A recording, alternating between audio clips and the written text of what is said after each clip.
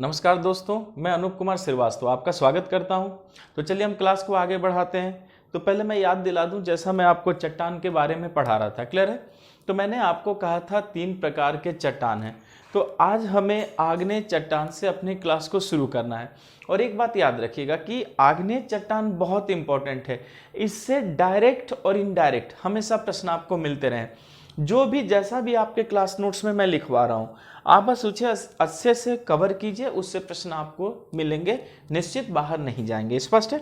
चलिए, तो यहाँ बच्चे हम आज शुरू करेंगे अपनी क्लास आग्नेय चट्टान से। ये देखिए, मैंने पहली हेडिंग क्या दे दी, आग्नेय चट्टान। क्लियर है। तो चलिए हम अपनी क्लास को आग्नेय चट्टान से शुरू करते हैं, इग्नियस रॉक से शुरू करते हैं। और एक चीज मैं बता दूं कि यहाँ मैंने आपको इंपॉर्टेंट का मार्क लगा दिया, क्योंकि आग्नेय चट्टान जो है वो क्या है, बहुत ही महत्वपूर्ण है, बहुत ही क्या है, इंपॉर्टेंट है। स्पष्ट है। चलिए, तो बच्चे सबसे पहले एक बात याद रखिएगा कि आग्नेय चट्टान को पढ़ने से पहले, जैसा मैंने आपको एक बात बताई थी, यहाँ पर सभी बच्चे केयर कीजिएगा कि मैंने आपको ये कहा था कि पृथ्वी का निर्माण किससे हुआ है, चट्टानों से हुआ है। मैंने आपको यही सिखाया था, ठीक है। तो जब पृथ्वी का निर्माण चट्टान से हुआ है, हमारी पहली हेडिंग आग्नेय चट्टान है, तो मैं आपको एक ऐसे वक्त में लेकर जाता हूं जब पृथ्वी नहीं थी। स्पष्ट है।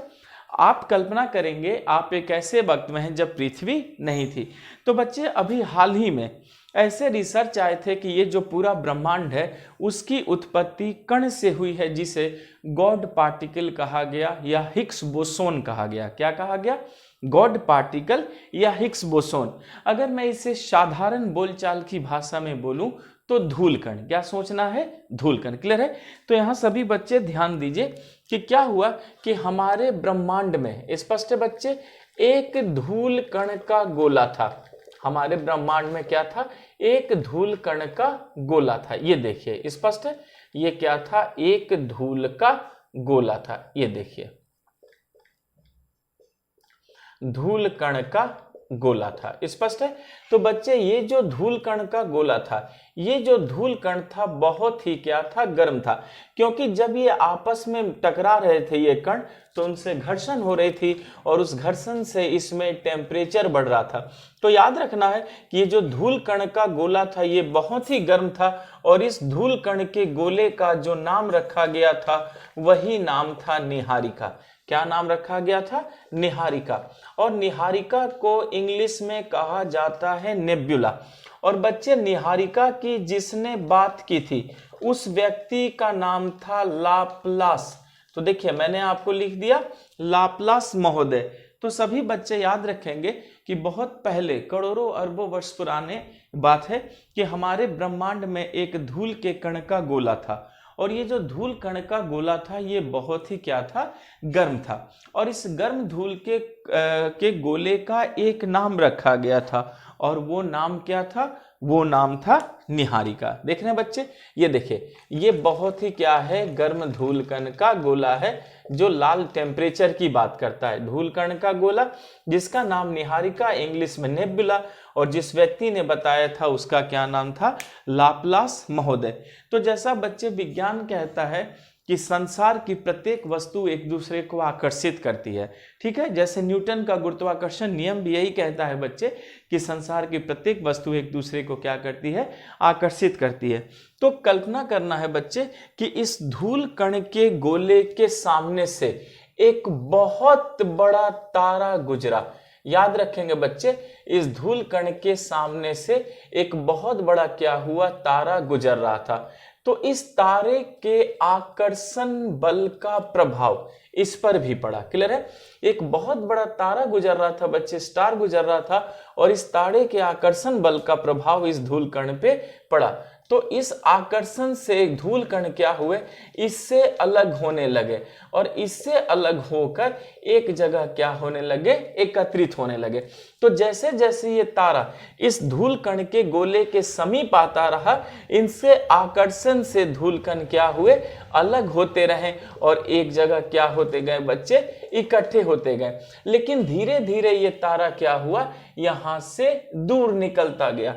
तो जैसे जैसे तारा दूर निकलता गया उसके आकर्षण बल का मान भी क्या हुआ, कम हुआ, और ये धूल कण जो है इसके आकर्षण में आगे की ओर जितना बढ़ सकता था बढ़ गए, और उसके बाद जब ये दूर निकल गया, ये तारा दूर चला गया, इससे आकर्षण बल खत्म हो गया, तो ये धूल का गोला इससे अलग होकर ब्रह्मांड में खुद एक गोला बन गया। देख सकते हैं बच्चे, तो ऐसे देखा हमने कि इस तारे के आकर्षण से इससे धूलकण अलग हुए और अलग होकर अलग से इकट्ठा होकर एक गोला बनने लगे, और जब ये तारा दूर चला गया तो ये अपना एक स्वतंत्र अस्तित्व बनाकर एक ही जगह क्या हुए, ठहर गए।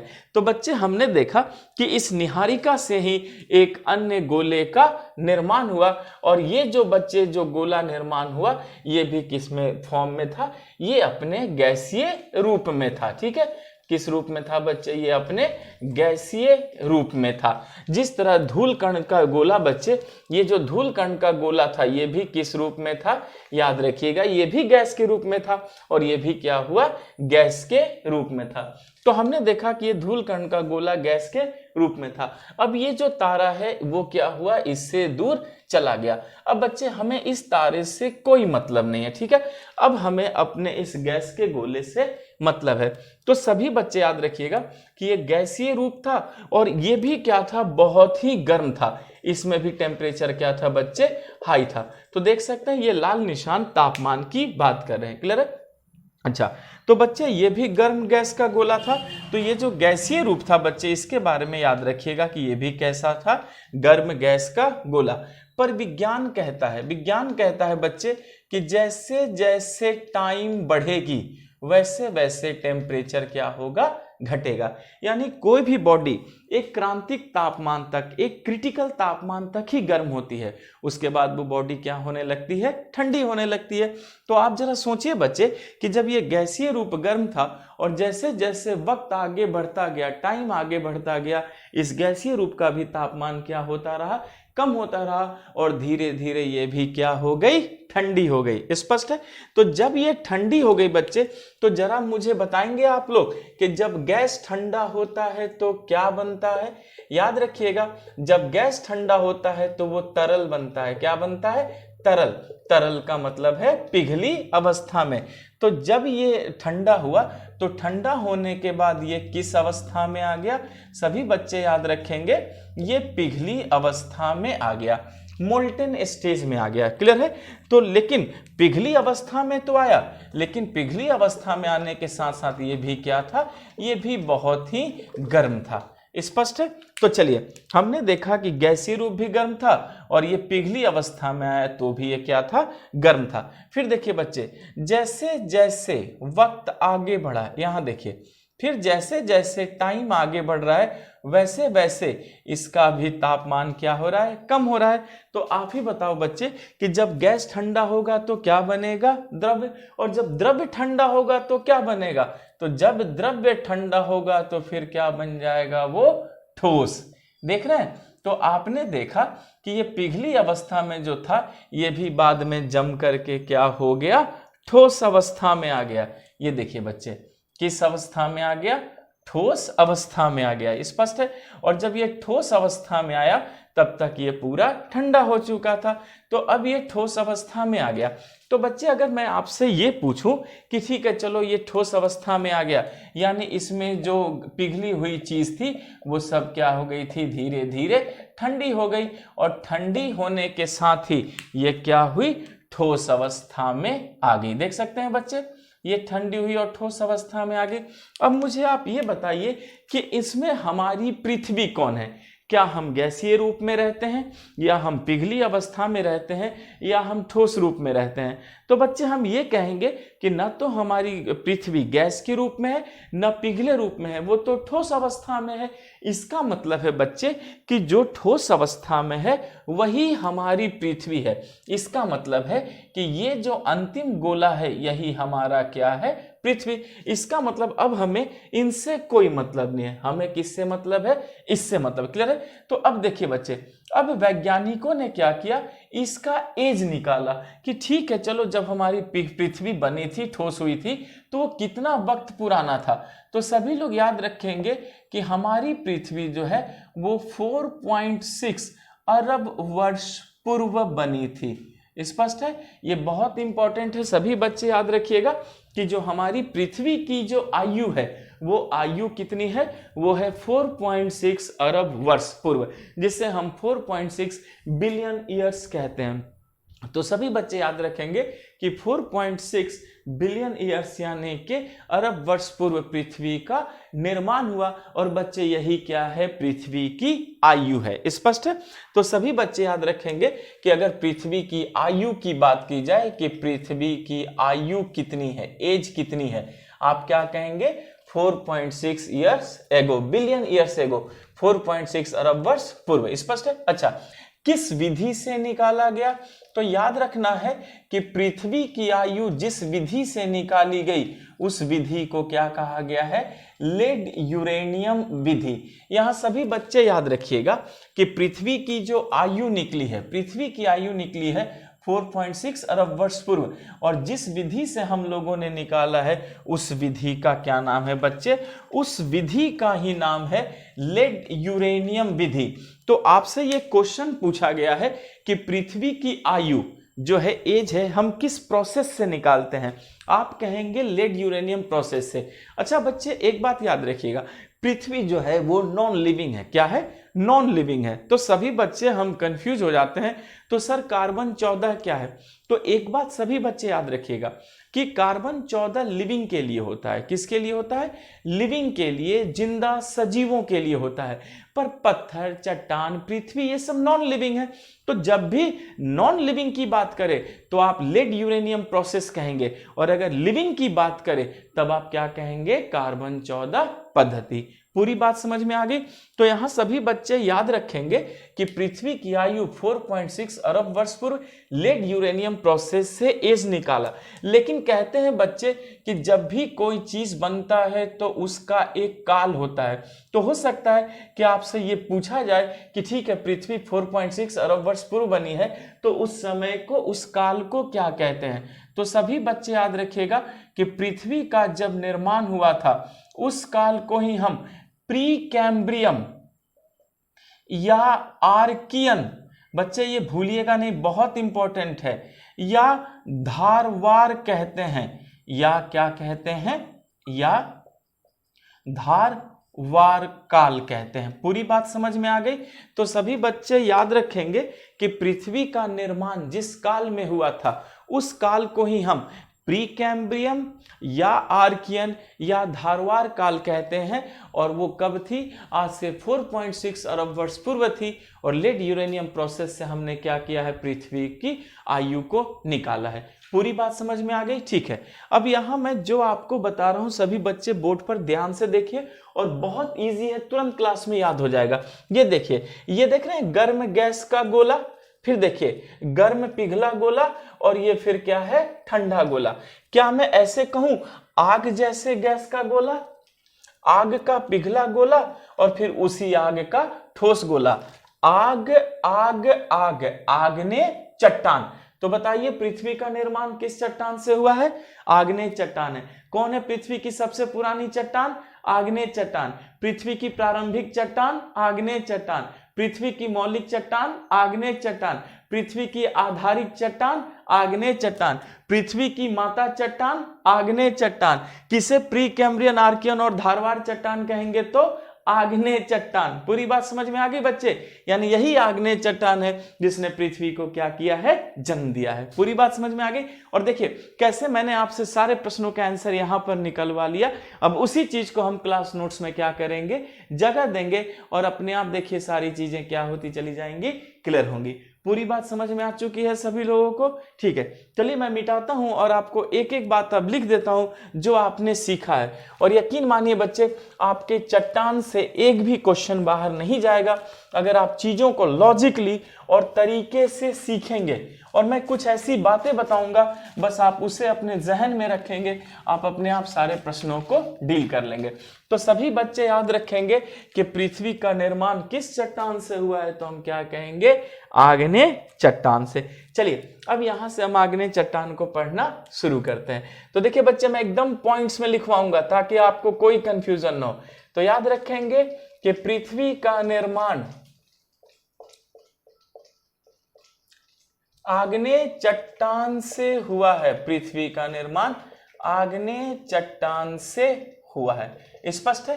पर कितना बच्चे? तो याद रखना है 95%, क्योंकि 5% में वो 2 चट्टान भी तो आएंगे, अवसादी चट्टान या रूपांतरित चट्टान। तो सभी लोग पहले याद रखिएगा कि जो हमारा पृथ्वी है, पृथ्वी का निर्माण किस चट्टान से हुआ है, तो हम क्या कहेंगे कि पृथ्वी का निर्माण आग्नेय चट्टान से हुआ है। स्पष्ट है? अच्छा, अब देखिए, यानी अब ने पता चल गया कि इस प्रिय जो पृथ्वी है आग्नेय से बनी है 95%। अब देखिए बच्चे, आग्नेय चट्टान के और क्या क्या नाम है, आपको सारे नाम याद होने चाहिए, ये बहुत इंपॉर्टेंट है। क्लियर है? तो याद रखेंगे बच्चे, आग्नेय चट्टान को ही प्राचीनतम, प्राचीनतम मतलब सबसे पुरानी, या देख रहे बच्चे, या प्रारंभिक, या मौलिक, या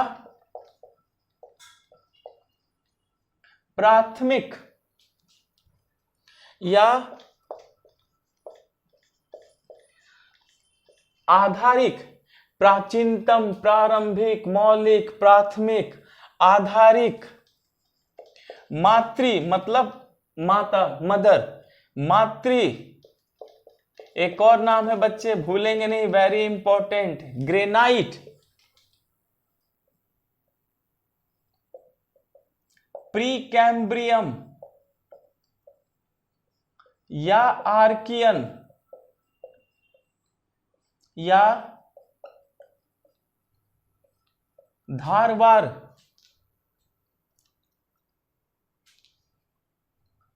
या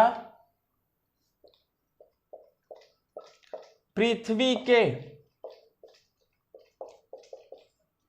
इतिहास के पन्ने भी कहते हैं। पूरी बात समझ में आ गई? तो भूलेंगे नहीं बच्चे, यही सब आग्नेय चट्टान का नाम है। याद रखिए, आग्नेय चट्टान ही पृथ्वी की सबसे पुरानी चट्टान है। तो आग्नेय चट्टान को हम प्राचीनतम चट्टान, प्रारंभिक चट्टान, मौलिक चट्टान, प्राथमिक चट्टान, आधारिक चट्टान, मातृ चट्टान, ग्रेनाइट चट्टान, प्रीकैम्ब्रियम चट्टान, आर्कियन चट्टान, धारवार चट्टान और पृथ्वी के इतिहास के पन्ने भी कहते हैं। ये भूलेंगे नहीं, बहुत इंपॉर्टेंट है और हमेशा कमीशन नाम बदल कर देती है बच्चे। जहां ये नाम याद रहा आप तुरंत आंसर बना लेंगे। याद रखिए, अगर वो आग्नेय कहेंगे सारे नाम आ जाएंगे, प्रारंभिक कहेंगे सारे नाम आ जाएंगे, कोई भी वो नाम ले अपने आप सारे नाम क्या होंगे, आकर के चिपक जाएंगे। इसलिए बहुत इंपॉर्टेंट, इसको भूलेंगे नहीं। पृथ्वी का निर्माण आग्नेय चट्टान से हुआ है लगभग 95%, और आग्नेय चट्टान को ही हम प्राचीनतम, प्रारंभिक, मौलिक, प्राथमिक, आधारिक, मातृ, ग्रेनाइट, प्रीकैम्ब्रियन, आर्कियन या धारवार या पृथ्वी के इतिहास के पन्ने भी कहते हैं। पूरी बात समझ में आ गई? तो बच्चे इन नामों को नहीं भूलेंगे। यहां से आप क्वेश्चन बैंक खोलिए, अपने आप पता चल जाएगा कि वो नाम बदल करके कितने सवाल आपसे पूछते हैं। चलिए अब यहां से बच्चे मैं क्लास को आगे बढ़ाता हूं और आपको क्वेश्चन की ओर लेकर चलता हूं। बच्चे सबसे पहले मुझे एक बात बताएंगे आप लोग। देखिए, पहले मैं आपको एक सिंपल सी जानकारी दे दूं कि जब पृथ्वी का निर्माण हुआ था तो there was no oxygen, oxygen नहीं था। यानी जब पृथ्वी का निर्माण हुआ था तब ऑक्सीजन नहीं था। तो बच्चे जरा आप सोचिए कि ऑक्सीजन नहीं था तो क्या जीवन था? नहीं। जब ऑक्सीजन ही नहीं है तो जीवन कैसे होगा? अच्छा, जब जीवन ही नहीं था बच्चे तो क्या कोई जीवाश्म होंगे, जीवोक्यास्म, जिसको आप फॉसिल्स कहते हैं? नहीं। यानी जब पृथ्वी का निर्माण हुआ था तो ऑक्सीजन नहीं था, और ऑक्सीजन नहीं था तो जीवन नहीं था, जीवन नहीं थे तो जीवाश्म या फॉसिल्स नहीं थे। तो क्या आग्नेय चट्टान में जीवाश्म पाए जाते हैं? क्या कहेंगे? नहीं पाए जाते। पूरी बात समझ में आ गई बच्चे? और देखिए यहां से हम कैसे सारे पॉइंट्स निकालना शुरू करते हैं। तो याद रखना है बच्चे कि इस चट्टान में, और देखिए आपसे यही सवाल पूछे जाएंगे, इस चट्टान में जीवाश्म नहीं पाए जाते, इस चट्टान में जीवाश्म नहीं पाए जाते हैं। क्लियर है? इस चट्टान में जीवाश्म नहीं पाए जाते हैं बच्चे, इसीलिए यह शुद्धतम चट्टान है, यानी पृथ्वी की सबसे शुद्ध चट्टान है। पूरी बात समझ में आ गई?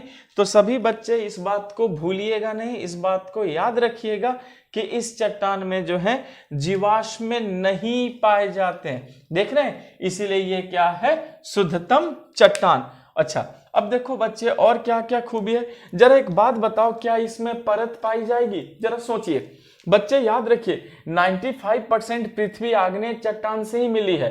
तो जब सारा का सारा आग्नेय चट्टान है तो क्या इसमें कोई मिलावट है? ही नहीं। तो बच्चे जब मिलावट ही नहीं होगी तो क्या परत बनेगी? नहीं बनेगी। तो याद रखेंगे इसमें परत नहीं पाई जाती, इसमें परत नहीं पाई जाती, इसमें परत नहीं पाई जाती है। क्लियर है बच्चे? अच्छा, जोड़ मिलेंगे, याद रखिए जोड़ ना के बराबर होते हैं, तो हम क्या कहेंगे? हल्के जोड़ पाए जाते हैं, और वो भी क्या है बच्चे? ना के बराबर। तो याद रखिएगा इसमें परत नहीं पाई जाती, और जोड़ भी कैसे मिलेंगे? तो हल्के मिलेंगे। क्लियर है? ये देखिए, परत नहीं पाई जाती, जोड़ भी कैसे मिलेंगे? तो हल्के जोड़ मिलेंगे। क्लियर है? अच्छा बच्चे, क्या इसमें छिद्र पाए जाएंगे? छेद, जिसे हम पोर्स कहते हैं। याद रखिए अगर पानी जमकर बर्फ बन जाए तो बर्फ में छेद नहीं होता, उसी तरह 95% आग्नेय चट्टान है तो उसमें छेद कैसे बनेंगे? तो याद रखिएगा इसमें छिद्र नहीं पाए जाते, इसमें छिद्र नहीं पाए जाते, इसमें छिद्र नहीं पाए जाते हैं। पूरी बात समझ में आ गई? ठीक। अच्छा बच्चे, एक बात बताओ, अगर इसमें छिद्र नहीं पाए जाते, जोड़ भी नहीं पाए जाते, परत भी नहीं पाई जाती, तो क्या जल धारण कर पाएगी? पानी को अवशोषित करेगी? नहीं। इसका मतलब है जल प्रवेश नहीं कर सकता, जल प्रवेश नहीं कर सकता। सभी बच्चे याद रखेंगे इसमें जल प्रवेश नहीं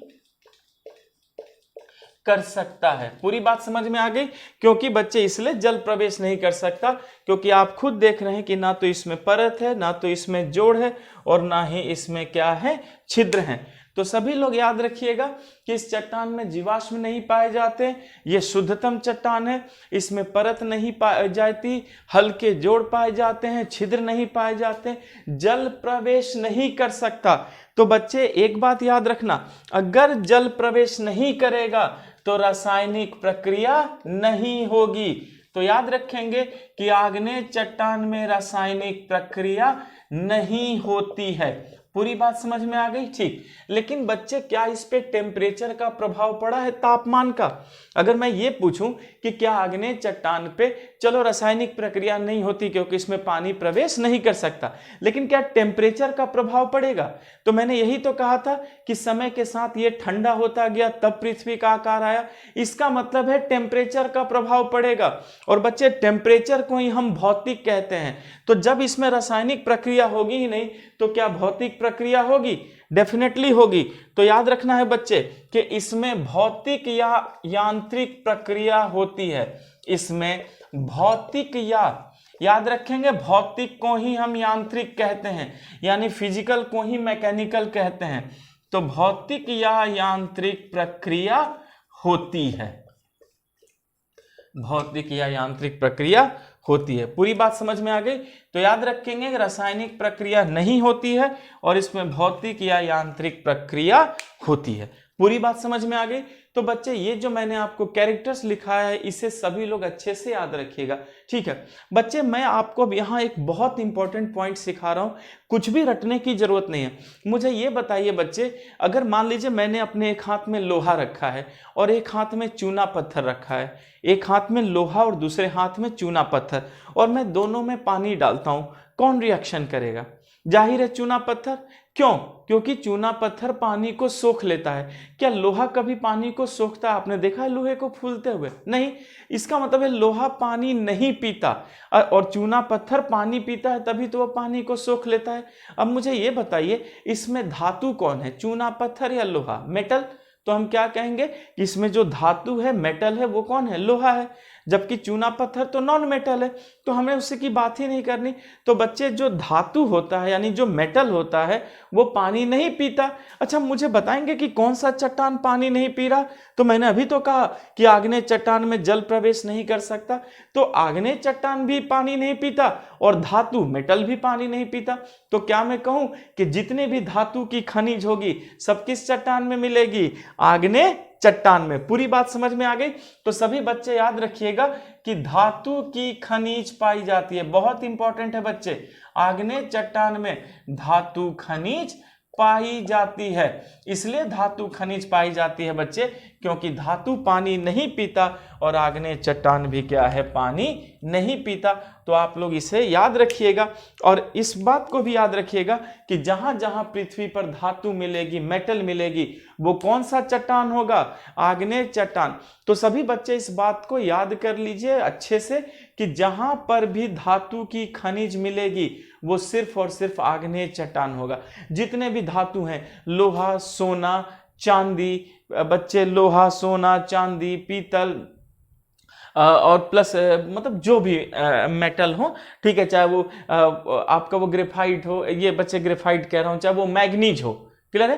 तो बस याद रखिएगा कि जितने भी धातु की खनिज होगी सब के सब आग्नेय चट्टान में पाई जाएंगी। यहां आपको पूरी बात समझ में आ गई? चलिए बच्चे, हमने यहां पर क्या किया कि आग्नेय चट्टान के सारे कैरेक्टर को जाना। अब यहीं से हम डेप्थ में जाएंगे। पहले मैं इसे मिटा दूं, सभी बच्चे सीख चुके हैं। चलिए, और निश्चित आप क्वेश्चन बैंक खोलकर देखना, आप अपने आप सारे प्रश्नों को बना लेंगे, क्योंकि यहीं से वो प्रश्नों को फंसाते हैं। और जैसा आप सीख लेंगे तो मुझे नहीं लगता कि आपको कभी भी किसी तरह के किसी भी प्रश्न में परेशानी होगी। चलिए,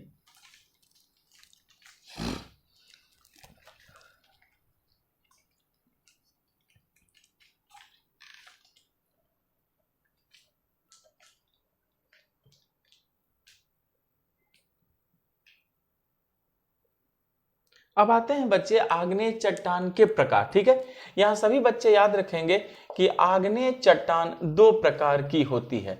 आग्नेय चट्टान दो प्रकार की होती है। अब हम इसके प्रकार को पढ़ेंगे बच्चे। दो प्रकार की होती है, स्पष्ट है? तो हमने देखा कि जो आग्नेय चट्टान है वो कितने प्रकार का? दो प्रकार का है।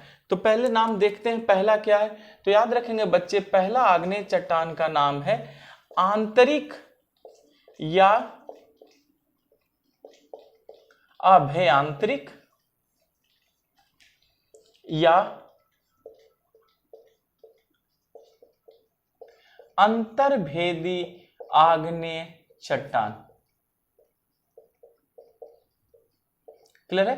तो सभी बच्चे याद रखेंगे कि आग्नेय चट्टान दो प्रकार के हैं। क्लियर है? क्या क्या नाम है? आंतरिक या अभ्यंतरिक या अंतर्भेदी आग्नेय चट्टान। ओके, अब जो दूसरा चट्टान है, देखिए बच्चे, आंतरिक का उल्टा क्या होता है? बाह्य। तो दूसरा है बाह्य या बहिर्भेदी, बाह्य या बहिर्भेदी आग्नेय चट्टान, बाह्य या बहिर्भेदी आग्नेय चट्टान। पूरी बात समझ में आ गई? तो भूलेंगे नहीं, पहला है आंतरिक या अभ्यंतरिक आग्नेय चट्टान और दूसरा है बहिर्भेदी आग्नेय चट्टान। तो बच्चे देखिए, हमने पहले आग्नेय चट्टान के प्रकार को सीखा। अब यहीं से हम कॉमन सेंस लगाते हैं कि आंतरिक या अभ्यंतरिक चट्टान एक तो जमीन के नीचे की बात कर रहा है। अच्छा, बाह्य या बहिर्भेदी चट्टान कहाँ की बात कर रहा है? जमीन के ऊपर की। तो हमें सबसे पहले जमीन के नीचे की बात को करना है। क्लियर है? तो पहले हमारा पॉइंट कौन हो गया? आंतरिक, अभ्यंतरिक या अंतर्भेदी आग्नेय चट्टान। अब बच्चे जैसे जैसे मैं बोल रहा हूं उसको समझना शुरू कीजिए, अपने आप आपकी सारी चीजें क्या होती चली जाएंगी? क्लियर होती जाएंगी। ठीक है, ये देखिए बच्चे, ना। अब देखिए, सबसे पहले याद रखेंगे कि आंतरिक अभ्यंतरिक चट्टान क्या है। अगर पूछा जाएगा इसका निर्माण कहाँ होता है, तो आप क्या कहेंगे, इसका निर्माण सतह के अंदर होता है। समझते चलिए बच्चे, बहुत इजी है। इसका निर्माण सतह के अंदर होता है। पूरी बात समझ में आ गई? ठीक है, तो हमने ये देखा बच्चे कि जो आंतरिक आग्नेय चट्टान है, ठीक है, उसका निर्माण कहाँ हो रहा है, सतह के अंदर। लेकिन सतह के अंदर कैसे हो रहा है, एक बात याद रखिएगा, मैंने क्या कहा था, जब गर्म पिघली चीज जमकर ठोस होगी तभी तो चट्टान बनेगा। तो अगर आंतरिक आग्नेय चट्टान जमीन के नीचे बन रहा है, इसका मतलब वहां पहले कोई गर्म और पिघली हुई चीज है, तभी तो वो ठंडी होगी। ठीक है, तो देखो बच्चे कैसे हम सीखते हैं, याद रखेंगे, सतह के नीचे, सतह के नीचे, सतह के नीचे गर्म एवं पिघले चट्टान। सभी बच्चे याद रखेंगे, सतह के नीचे गर्म एवं पिघले चट्टान। और देखिए मैंने ब्रैकेट में क्या लिखा है, मैग्मा। सभी बच्चे इस बात को याद रखिए, अगर आपसे पूछा जाए कि मैग्मा क्या होता है, तो बच्चे अगर कोई हमसे पूछता है कि मैग्मा क्या होता है, तो तुरंत हमारे दिमाग में लावा, ज्वालामुखी जैसे शब्द आने लगते हैं। ये सब सोचने की कोई जरूरत नहीं है। क्लियर है? अगर आपसे पूछा जाए कि बताओ मैग्मा क्या होता है, आप एक लाइन में बोलना, सतह के नीचे गर्म और पिघला चट्टान। पूरी बात समझ में आ गई? यानी अगर आपसे मैग्मा की परिभाषा पूछी जाए तो आप सीधे बोलना कि जमीन के नीचे गर्म और जो पिघला चट्टान है उसे ही मैग्मा कहते हैं। पहले तो इस बात को याद रखिए, हम आगे देखेंगे बच्चे लावा या ज्वालामुखी क्या होता है।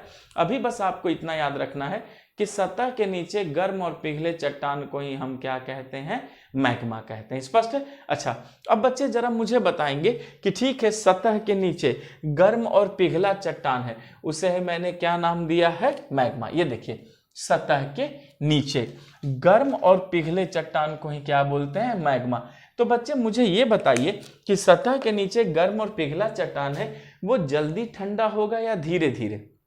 देखिए बच्चे, अगर कोई जमीन के नीचे है तो वो दबा हुआ है, दबी हुई चीज जल्दी से तो ठंडी होगी नहीं। इसका मतलब है इसकी ठंडी होने की दर क्या होगी, धीमी होगी, कम होगी। तो याद रखिएगा कि सतह के नीचे गर्म एवं पिघले चट्टान के धीरे धीरे जमकर, धीरे धीरे जमकर शीतल होकर, शीतल मतलब क्या बच्चे, ठंडा। तो याद रखिएगा, धीरे धीरे जमकर शीतल होकर ठोस होने से, शीतल होकर ठोस होने से हुआ है। पूरी बात समझ में आ गई? तो याद रखेंगे कि अगर आपसे पूछा जाए कि आंतरिक आग्नेय चट्टान कैसे बना है, तो आप सीधा कहना कि सतह के नीचे गर्म और पिघला चट्टान था, जिसे हम क्या कहते हैं, मैग्मा। ये जो मैग्मा है धीरे धीरे जमकर फिर शीतल होकर ठोस हुआ है और इसका क्या हो गया, निर्माण हो गया। तो बच्चे जरा कल्पना कीजिए, अगर कोई चीज धीरे धीरे जम रही है तो पहले एक भाग जमेगा, वो एक पत्थर बन जाएगा, फिर दूसरा भाग जमेगा, वो और पत्थर बन जाएगा। तो अगर धीरे धीरे चीज जमेगी तो धीरे धीरे उसमें पत्थर बनेंगे। तो क्या ये कहा जाए कि इसमें बड़े बड़े पत्थर और चट्टान बन जाएंगे? निश्चित बन जाएंगे, क्योंकि ये क्या है, धीरे धीरे जम रहे हैं। क्लियर है? तो सभी बच्चे याद रखिएगा कि इसमें बड़े बड़े पत्थर एवं चट्टान पाए जाते हैं, इसमें बड़े बड़े पत्थर एवं चट्टान पाए जाते हैं, बड़े बड़े पत्थर एवं चट्टान पाए जाते हैं। क्लियर है? अच्छा, अब इन बड़े बड़े पत्थर और चट्टानों को क्या कहते हैं, याद रखना है बच्चे, इन्हें क्रिस्टल या रवा कहते हैं, इन्हें क्रिस्टल या रवा कहते हैं। पूरी बात याद रखिएगा सभी बच्चे कि धीरे धीरे जमने के कारण क्या हुआ, इसमें जो है बच्चे बड़े बड़े पत्थर और बड़े बड़े क्या मिलते हैं, चट्टान पाए जाते हैं। उस चट्टान जो पाए जा रहे हैं उन्हें हम क्या कहेंगे, क्रिस्टल या रवा कहेंगे।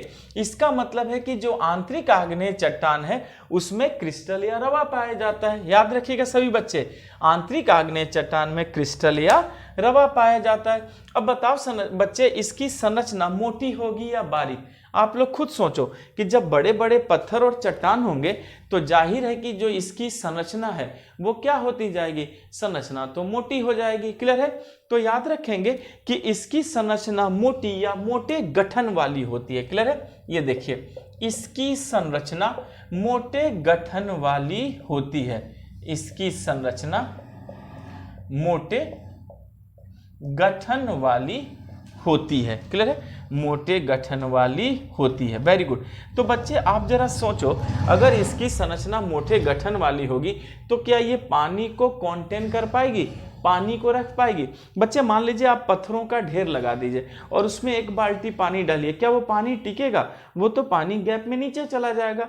इसका मतलब है कि इसमें जल धारण करने की क्षमता क्या हो जाती है, कम हो जाती है। क्लियर है बच्चे? तो याद रखना है कि जल धारण करने की क्षमता, जल धारण करने की क्षमता कम होती है। पूरी बात समझ में आ गई? ठीक। तो हमने ये देखा कि संरचना इसकी क्या है, मोटे गठन वाली। ये देखिए, संरचना मोटे गठन वाली है और जल धारण करने की क्षमता क्या होती है, कम होती है। क्लियर हो गया? अब इसका एग्जाम्पल लिख देते हैं। इसका एग्जाम्पल क्या है, तो सभी बच्चे याद रखिएगा, इसी का एग्जाम्पल है जैसे कि ग्रेनाइट। और मैंने आपको उदाहरण में ग्रेनाइट भी बताया था ना बच्चे कि आग्नेय चट्टान का एक और नाम क्या है, ग्रेनाइट। तो सभी बच्चे इस बात को रट जाना, ये बहुत महत्वपूर्ण है कि ग्रेनाइट ही क्या है, जमीन के नीचे है। तो बताइए पृथ्वी किस चट्टान से बनी है, तो हम क्या कहेंगे, ग्रेनाइट चट्टान से। और ऊपर देखेंगे तो क्या कहेंगे, आग्नेय चट्टान से। तो बच्चे ऊपर की जानकारी कहती है आग्नेय चट्टान, लेकिन अगर उसका खास नाम पूछ दे तो आप क्या कहना, ग्रेनाइट चट्टान। मान लीजिए अगर आपसे ऑप्शन में दोनों पूछे कि बताओ पृथ्वी का निर्माण आग्नेय से हुआ है ग्रेनाइट से, तो आप तुरंत ग्रेनाइट टिक करना बच्चे, क्योंकि वो यही तो जज कर रहे हैं कि क्या आपको पता है कि जमीन के नीचे जो आग्नेय चट्टान है उसको एक खास नाम भी दिया गया है, और वो नाम क्या दे दिया गया है, ग्रेनाइट नाम दिया गया है। पूरी बात समझ में आ गई? तो बच्चे भूलेंगे नहीं कि यही ग्रेनाइट है। और देखते हैं कि जब आजकल मकानों में ग्रेनाइट के पत्थर भी लगते हैं, तो बच्चे ये जो ग्रेनाइट के पत्थर लगते हैं तो वो क्या करते हैं, जमीन या खान से खोदकर एक ग्रेनाइट के क्रिस्टल ही तो निकालते हैं बच्चे, और उसी क्रिस्टल को काट कर पॉलिशिंग करके घिस करके मकानों में लगाई जाती है। तो याद रखिएगा कि इस पूरी पृथ्वी के गर्भ में यानी आंतरिक आग्नेय चट्टान ही क्या है बच्चे, ग्रेनाइट है। यहां आपको पूरी बात समझ में आ गई? ठीक है, चलिए अब तो मैंने यहां पहले आपको आंतरिक आग्नेय चट्टान की खूबियां बता दी कि कैसे बना है। अब याद रखिए आंतरिक आग्नेय चट्टान भी कितने प्रकार के हैं, 2 प्रकार के हैं। ठीक है, चलिए पहले मैं इसे मिटा देता हूं, फिर हम आगे बढ़ते हैं। और याद रखिए ये बहुत टिपिकल चैप्टर है, पर जैसा मैं बता रहा हूं सुनते चलिए, ये 0 से भी इजी हो जाएगा, किसी को कोई मेहनत नहीं करना, बस क्लास नोट्स को अच्छे से कवर कीजिए। और देखिए बच्चे, मैं हमेशा कहता हूं कि इस चैनल पर टीचर ही आपके लिए पूरी मेहनत करेंगे।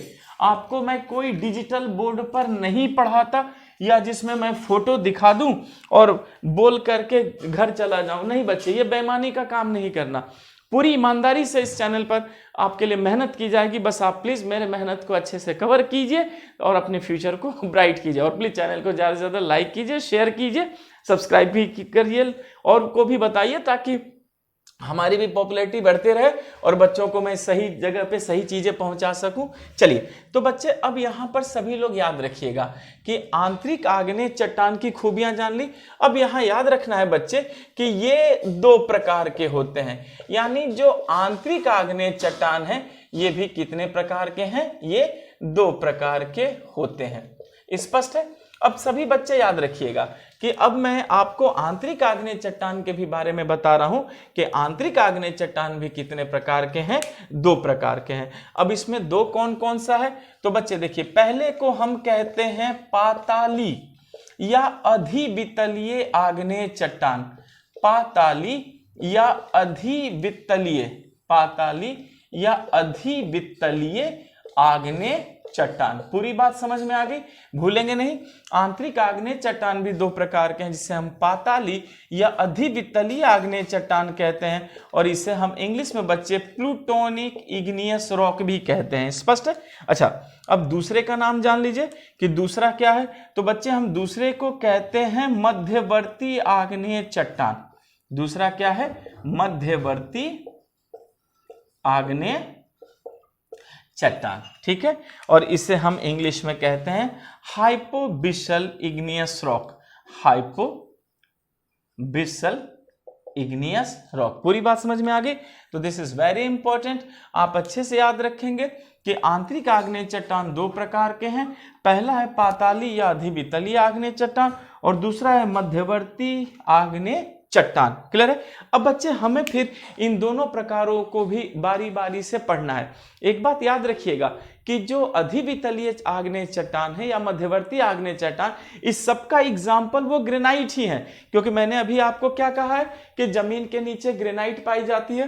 तो जमीन के नीचे जो भी है वो सबका सब क्या है?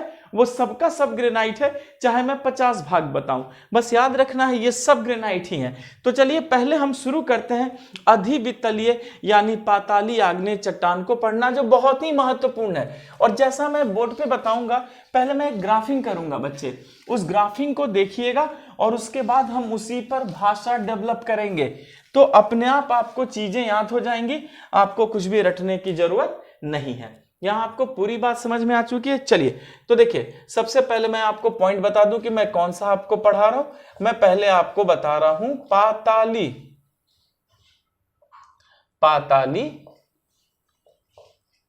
आग्नेय चट्टान, ठीक है। तो बच्चे देखिए, पहले लिखा है पाताल। देखिए पाताल का मतलब क्या होता है? पाताल का मतलब है एकदम पाताल, यानी पृथ्वी की गहराई में, गर्भ में। तो सभी लोग याद रखेंगे कि पूछा जाएगा कि पातालीय आग्नेय चट्टान कहां पाया जाता है, तो आप कहेंगे यह पृथ्वी की अधिक गहराई, यह पृथ्वी की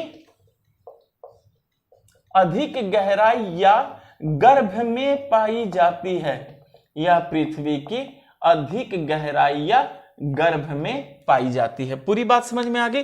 तो इस बात को सभी लोग याद रखेंगे कि पाताली आग्नेय चट्टान पृथ्वी की अधिक गहराई या गर्भ में पाई जाती है, ठीक है। अच्छा, अब अधिक गहराई या गर्भ में पाई जाती है, ये तो हमने सिंपल सा सीख लिया, तो बस इसे याद रखिएगा। और इसका एग्जाम्पल भी पूछेगा तो आप क्या कहेंगे बच्चे? इसका एग्जाम्पल भी हम वही कहेंगे कि वो क्या है? ग्रेनाइट चट्टान। तो याद रखेंगे, जो पृथ्वी की अधिक गहराई या गर्भ में पाई जाती है वही क्या है? पाताली आग्नेय चट्टान है। स्पष्ट है? अच्छा चलिए, यहां तो सीख लिए। अब हम आते हैं अगला, मध्यवर्ती आग्नेय चट्टान। मध्यवर्ती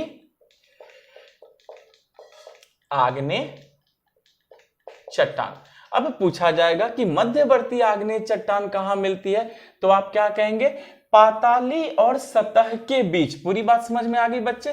तो याद रखेंगे, इसके लिए हम कहेंगे कि यह पाताली एवं सतह के मध्य, यह पाताली एवं सतह के मध्य विभिन्न रूपों में, ठीक है बच्चे, यह पाताली एवं सतह के मध्य विभिन्न रूपों में, यह पाताली एवं सतह के मध्य विभिन्न रूपों में पाई जाती है, विभिन्न रूपों में पाई जाती है।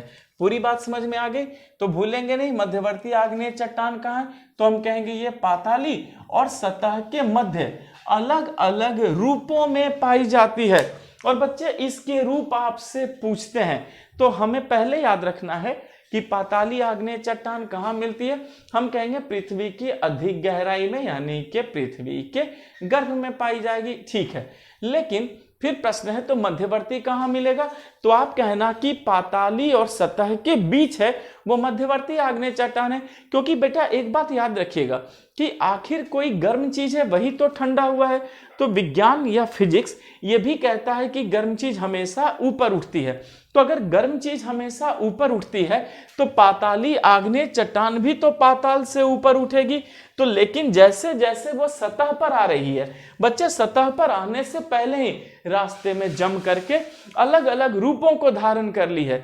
तो आपको वो अलग अलग रूप भी जानने हैं, जो मैं एक ग्राफिंग से आपको सिखाऊंगा, ठीक है। चलिए बच्चे, अब मैं ग्राफिंग करता हूं। पूरा बोर्ड मैंने साफ कर दिया है और ग्राफिंग करूंगा, और देखो आपको देखते ही याद हो जाएगा, और यहां से हमेशा प्रश्न पूछा जाता रहा है, ठीक है। चलिए यहां सभी बच्चे ध्यान दीजिए। देखिए बच्चे, सबसे पहले मैंने क्या किया कि ये बना दिया मैंने पृथ्वी, और ठीक है। और ये पृथ्वी का, अगर मान लीजिए बच्चे ये पृथ्वी का केंद्र है, वो क्या है, पृथ्वी का केंद्र। तो अगर वो पृथ्वी का केंद्र है, इसका मतलब है वो पृथ्वी की बहुत ही गहराई है बच्चे, ठीक है। जैसे मान लीजिए कि सपोज ये क्या है, पृथ्वी का केंद्र है। तो अगर ये पृथ्वी का केंद्र है तो पूरी गहराई है।